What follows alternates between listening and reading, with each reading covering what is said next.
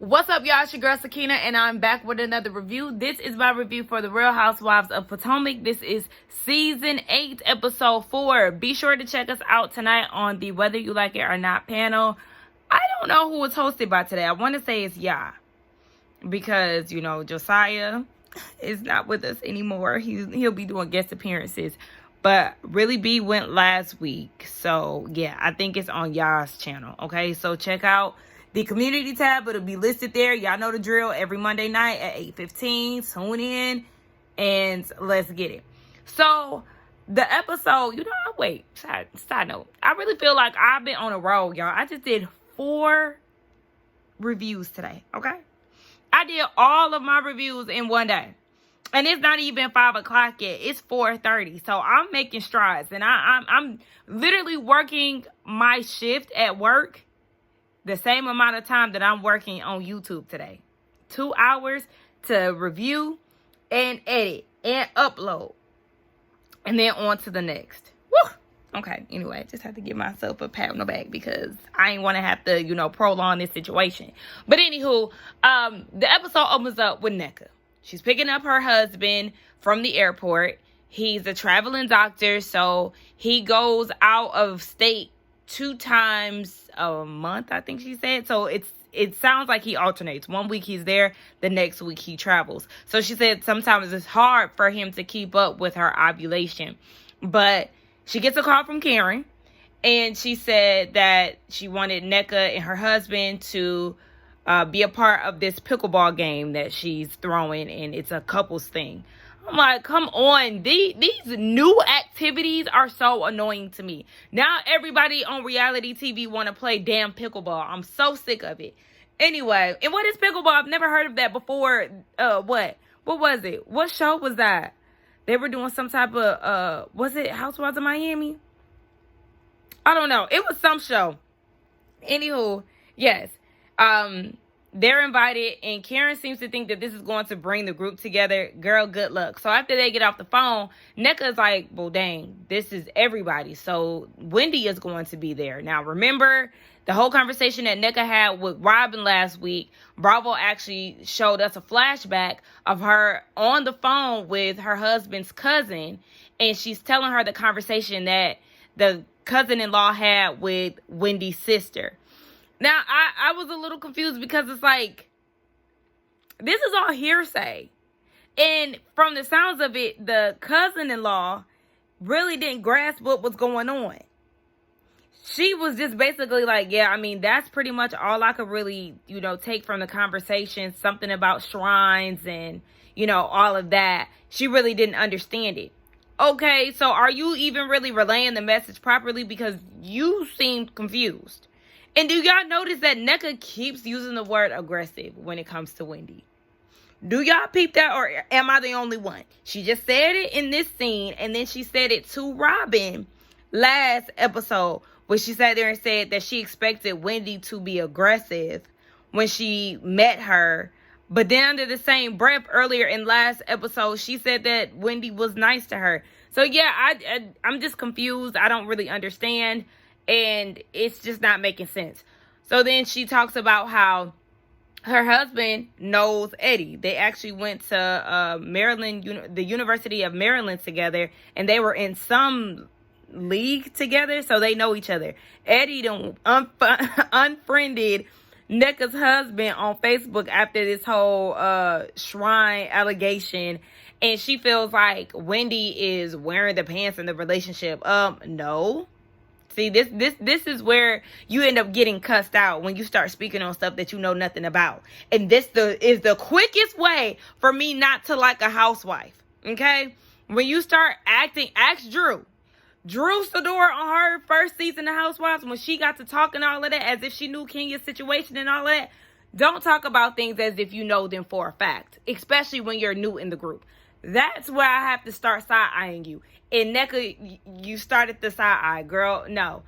Eddie already told Wendy, yes, she don't need to be hanging around y'all if you going to have that type of energy towards the fellow Nigerians. So, girl, miss us with that. We'll just see what happens and go from there. We get the green-eyed bandits going out to get something to eat. Giselle is catching Robin up and vice versa. Giselle is saying that Grace is finishing up her last week of school and she's going to college in Florida. Then they talk about the invite that Karen sent for the couple's pickleball event. Giselle asks if Juan is going to be there. And she said, yeah, he'll be there. Yeah, cause he ain't got no job now. He ain't got no excuse not to show up to these events. I mean, he can clearly just say no. But, yeah, I find it funny that he's actually trying to show up for Robin all of a sudden. Anyway, he'll be in attendance. And Giselle goes into the story of how they did their Reasonably Shady podcast in Atlanta. And Juan was there. So they had a conversation. Giselle said that Juan was yelling at her about the intervention that the ladies had for Robin. Robin went back and told him what the ladies talked about, in which we seen in a previous scene, and was, saying that Giselle feels like she should be mad at Juan and, all of that. So they have a conversation about that, and Giselle didn't like the way that he was elevating. And Robin, being the spokesperson that she is for Juan, you see she got that first lady outfit on in her confessional looking a mess. She's talking about, well, he wasn't yelling. She blames it on him coaching, which he has a hard time hearing, and it causes him to elevate his voice. Girl, please. Every time you make an excuse for Juan, it gets cringier and cringier. I just don't get it. And then Giselle said that he continuously made excuses and saying that he did not sleep with that woman. He said it about 4 times. Baby, listen. Just like Robin said, we don't care. Now, did y'all catch Giselle when she was like, well, that people are going to have their opinions, in which they should. Did y'all hear her say that? Giselle is definitely not feeling Juan right now, and she's even siding with people having an opinion on what's going on. I'm just peeping little stuff that she's saying. I don't know if y'all be picking up on that too. But yeah, Robin, we get it. You don't care about people's opinions. And honestly, we don't care about you and Juan so much so we would like to see y'all get off the show. Now, Robin is going and running her mouth to Giselle. Now, Nneka said keep this whole Wendy situation between the two of them. But of course, she can't do that. She has to run back to her leader and tell her what's going on with their op, Wendy. And I'm using op very loosely with the air quotes. I know y'all can't see me.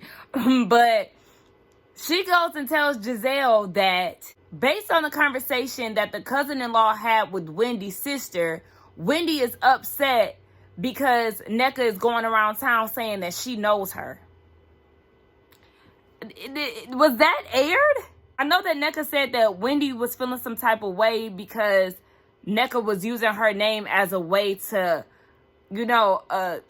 converse with the women. And, I mean, I would feel that way, too, because if you're going around saying these things based off of what Ashley said, one would think that, too. Being that people typically do their research before they get on the show, and knowing that the women don't like Wendy, and knowing that Nneka could come for the Nigerian spot on the cast, as if there's only room for one Nigerian, yes, it definitely would seem like, okay, you do know that these girls don't like me. So to get in where you fit in, you now want to go against me. I would not blame Wendy for feeling that way. But I don't recall Nneka really saying that she knows Wendy like that. They both have said that they know of each other. They've seen each other out in spaces, but not to the point of them being good girlfriends. Then that's when she tells her about the whole shrine situation. And Giselle's like, wait, so she's doing voodoo hexes? I hope that's not true. Child, next. So the next scene we get is with Candace and Mama Dot. Okay? Now, y'all know I'm not too fond of Mama Dot, but I will say she did not get on my nerves this scene, and I'm happy about that. So they're catching up. They're talking about tour life, and Candace is talking about how ghetto it is, and, it's not luxurious at all, but she loves to see the people and know that certain people have traveled so far to see her. The budget was very expensive, the first promotional tour, but it has opened up opportunities for her to go to different cities. So that's the good thing, but she can't be spending that much money, and it's, kind of causing a little issue within her relationship because of the money and also because of the time that she's away. Now, when Chris was working at the hotel last season, it was very time consuming and demanding, and it wasn't really suiting their relationship. So he quit because Candace didn't like the time away. And now it's like the roles are reversed. She's going on tour, and that's taking away her time from him. So, yeah. Get it together. So then, you know, Mama died. She can't be her without being a little shady. So she was like, so what is Chris doing now? Candace said that he's doing private chef events and still doing virtual cooking classes. Mama want to know if that's bringing in any money, and Candace is like, no, it's not. Meanwhile, we're living in this house. Like, duh, what else do you think he's doing? So she was like, I mean, you know, I gotta ask. So then she talks about Robin and if Candace is going to talk to her. Candace said she really doesn't know how to feel about it. You know, shout out to House of Aaron. He got a cameo, an appearance, because Candace called Robin a fraud. She feels like she deflected from her storyline and focused on her and Chris. So yeah, she's really not seeing it for her, but she knows that she is going to run into Robin at Carrie's event, so they're gonna have to have some type of conversation. We down at this pickleball event. Karen and Ray, they look cute in their green, representing the pickles. So Giselle is there, Wendy is there, Candace is there without Chris, and Giselle is like, oh, I'm not speaking to Candace. You want to know why? Rewind the tape. And we seen, you know, Candace reading Giselle for Phil's talking about her dwindling uterus. Could have been used for a storyline instead of coming for her husband. And Giselle said, you know, she really just ain't got nothing to say. My thing is, the issue that I have with Giselle, that I'm speaking of right now, because we have many, but I have an issue with how she gets an attitude or feel some type of way about people not speaking to her when she's the one who started it. She does it with Candace and Wendy. You start with them, they finish, and all of a sudden you're mad because you got red? It could have all been so simple had you would have just minded your business. I said minded. That ain't sound right. Karen trying to put her grand dominance to use and trying to make the girls interact with each other. So she has Ashley, Candace, and Giselle on one team. What? Mia, Wendy, and NECA on another team. Girl, good luck. And the red-headed stepchild, Robin, I don't know where she gonna be, but she comes in with Juan and shocks every damn body because we haven't seen Juan in a scene in I don't know how long. I think the last time we may have seen Juan in a group setting, it may have been when he proposed to Robin. That's the last time I can remember. If y'all can recall the last time Juan was in a group setting, y'all let me know in the comments. Was that the same scene, whatever scene it was, when Juan was asking Michael if they were going to go on a trip together solo? That real sketchy question? I feel like that was the last time. Again, y'all let me know. Is that Juan Dixon? Last name from the Himalayas coming over the what? They're going through all this but they come in like they've done nothing. I thought he would be in Canada speaking French or something. I'm glad he's here. You know, why wouldn't he be? He doesn't have a job. Ooh! Watch TV or come Pickle. Come Pickle. Ooh! Not Mia saying he ain't got no job, so he ain't got nothing else better to do. All right, now when they start coming for you and you not having a job, don't do too much now. Your saving grace is this show. But like I said, outside of that, I don't know. And when Robin clapped back and say that your husband don't got a job, then what? Because both of y'all, well, she's semi-unemployed because like I said, she got this job. But y'all both got kicked out of the joint chiropractic. And they actually just opened a new location over here by me. Child, they still putting in work. Meanwhile, y'all ain't cracking backs. What is this outfit that Robin got on? No, ma'am. No, ma'am. You can't pull off that. I'm sorry. You just don't have the sex appeal, sis, to be wearing all that mesh and just enough to cover your butt. Robin in them dry ass tracks that I wish that she would take out. It's just not. Girl, you're not that girl. Bottom line. So Candace is trying to wrap her brain around why Robin has an issue with her. Now, Candace, I know that you're extremely smart, very well educated, and not one of them dummies. So I don't understand why you don't get why Robin isn't fooling with you. You called her a fraud. You said it's time to recast. You've had a lot to say about Robin. So you should know exactly why she's not fooling with you. Come on now. The hell is Robin wearing that pickleball? You look like a shared Batman. See-through. Johnny on display. Put it back. Nobody want it. Not even mama. Ooh, now put it back. Oh, cut that. Hey, ain't no cutting that, Karen. You said what you said. But yeah, it is kind of like, girl, we don't ever see you dressed like this, Robin. So now all of a sudden, you want to come through trying to show some sexy. Are you trying to prove a point? Are you trying to... I don't get it. I don't know about this game. It seems very underwhelming. But anyway, they all sit down to eat. And Karen is like, we all had some issues, meaning the ladies. She said, Robin is here. And she didn't have to be. But before she could even get that out, Juan exits stage left, as he typically does. Robin instantly gets defensive. Why are you saying my name? Girl, relax. That's how tense you are. Because you and Juan already know that, yes, y'all are willing to have the spotlight on y'all. And y'all get defensive and want to leave real quick to avoid the situation. But Robin is quick to say she doesn't care, acts away, blah, blah, blah. But look at how defensive you getting off of nothing. She ain't said Juan's name or nothing. She just said you didn't have to be here, but you're here. And here you are getting mad. So then Ashley speaks up about the whole Nneka and Wendy conversation and how she was being messy and miscommunicated, blah, blah, blah. So she said that she explained to Nneka that she did misspeak about that. And so they both were saying that they don't know each other to have an issue. And Nneka was like, so you just said what I said. This is what she's saying to Wendy. So you're just repeating what I said. I mean, bitch, do you want to fight? Because what's this energy that you got with me? I don't care. If you say that you don't know me and you don't have a problem with me, well, what is this? So then Nneka tells Wendy, oh, well, you don't have a problem with me, but yet your mom is submitting my name to shrines. Okay, so you do have a problem with Wendy. Speak on it. So Nneka's going into the story about how Wendy's mom reached out to the cousin-in-law and that she has a screenshot to show it. And Wendy is like, yeah, no, girl. Get your story together. 1 minute you said I called and then the next is something different.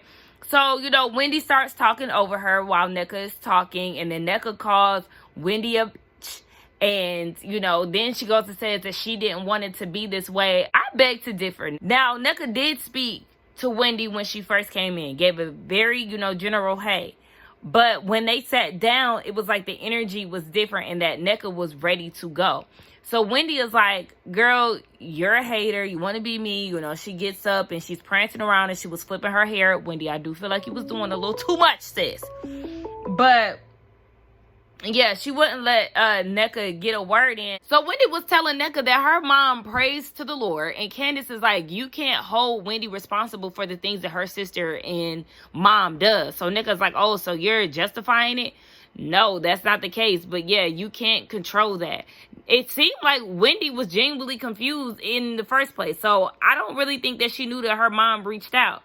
But outside of that, if somebody is saying that my mom prays to a shrine and all of that, and I know it's not true, then yeah, at that point, there isn't really much to say. It's not much to say. But Wendy started bringing up the whole Osu situation and how Nneka had brought up that article. Now, Ashley is getting upset because she feels like, and I already done told you that I miscommunicated that. So, Wendy, why are you bringing that up? Yeah, that is kind of true because you already know that Ashley didn't tell the story correctly. But what Ashley is doing is succeeding in seeing these women go back and forth. She knows that she started some ish between the two of them. And like I said in the panel, I was wondering how long was it before Ashley decided to let the women know that she miscommunicated that? Because at that point, last week, Nneka said that it had been 3 weeks after she had seen Wendy at Ashley's house. So it's making me feel like Ashley let it play out a little bit and then decided to come clean with it. But I don't know. Now all of a sudden, Wendy wants to talk to Mia. The ladies feel like Wendy is deflecting. And I'm like, yeah, Wendy, what is this? Why are you trying to talk to Mia? You don't see it for her, and I'm going to need you to keep that same energy. But, you know, a lot of the girls on the other side, they believe this whole shrine thing is true. You got the green-eyed bandits and Mia believing that this is true. What else are we expecting from people who hate Wendy? Robin, you and your crusty tracks always got something to say, and this is why I can't stand her. So she's telling Ashley, well, I mean, she's deflecting like there clearly has to be some truth to it. The same way that you were deflecting just 5 minutes ago when Karen said your name. And your baby dad took flight at the sight of your name because y'all don't want to talk about what y'all really got going on. Talking about deflecting, meanwhile, you deflected an entire season last year. Girl, fuck out of here. Wendy, I don't understand what the hell you got to talk to me about. This whole conversation was pointless as hell. You don't rock with her. And yeah, I mean, it definitely gave that you were trying to get out of this situation. So Kyle, Giselle's hairdresser who can't do her hair, is saying that Nneka is telling the truth.